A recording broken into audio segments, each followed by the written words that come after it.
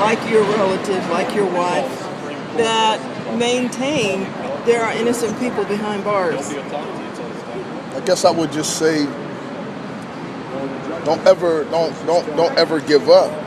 Don't stop praying. Don't stop hoping.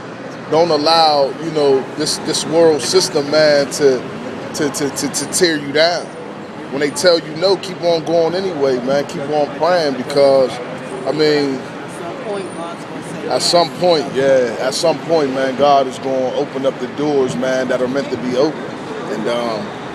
And for everybody, man, that prayed for us and was going and working on our behalf, man, we can only say thank you. This is my mom right here, Vanessa. She never stopped praying.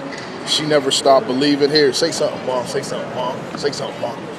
I just thank God, the people, the community, for all their prayers, all their blessings, because it was truly a blessing for my son to come home.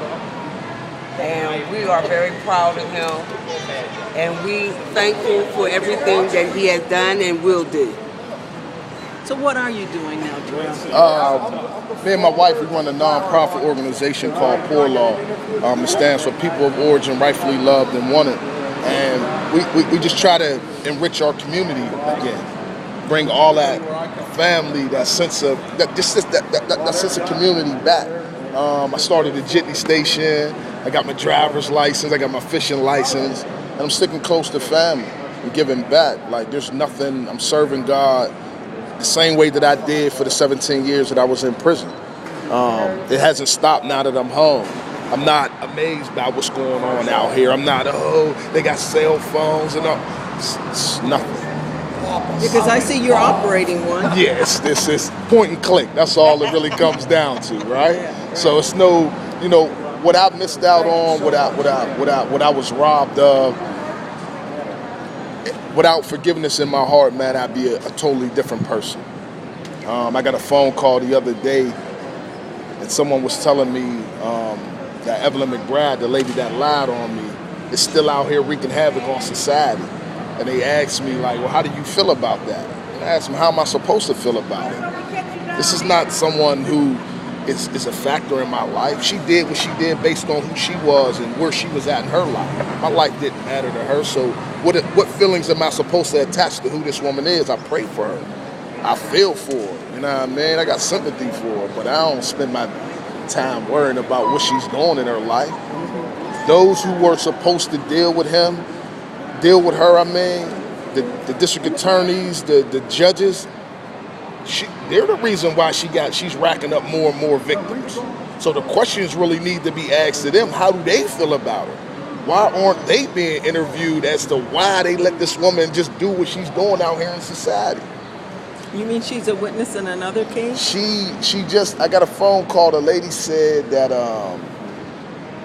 she robbed somebody. Like there was a funeral situation and she got in the mix and ended up with somebody's property, some scam she pulled. This is what she does. And she's still being afforded the opportunity to continue to do this stuff. So it's like my life didn't matter.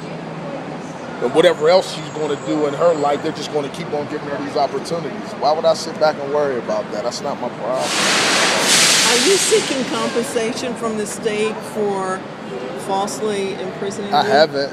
Have you thought about it? No.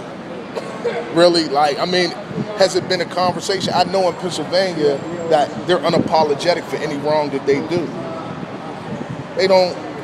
I haven't once, because I come to the courthouse more often now than I ever did in my life, and I walk through the hallways. And there are those who were against us who are now supporters, and they're sympathetic. They're like, man, you deserve something. And I tell them the same thing. Pennsylvania, you ain't even got an apology coming. Nothing. It's just the way it is here. So I'm not expecting anything more than what I have, and that's my family and my freedom. But they didn't give me my freedom. They definitely didn't give me my freedom. I think there are some that are mad that I'm out here, but I'm gonna keep proving them wrong. I deserve to be out here. This is where I'm supposed to be. Ladies and gentlemen, I would like to thank each and every one of you for being here today. The reason you're here is because you have who has been affected by wrongful convictions, you have a loved one that's